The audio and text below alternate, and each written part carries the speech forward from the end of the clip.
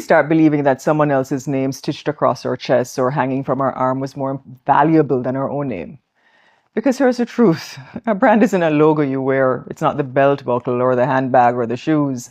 A brand is the quiet impression you leave when you actually step out of the room. It's the way your presence lingers, whether in kindness or how you make people feel, or in your dignity, in the courage of your choices. So yeah, designers can create beautiful things, expensive things, but they can't design you. Only you can do that. Only you can decide what values you live by and how you'll carry yourself, how you'll treat others. And here's the most powerful thing. You see, when you stamp your own brand on the world, it never fades. So labels will go out of season and trends will pass, but your character, your dignity, your essence, those will always be in style.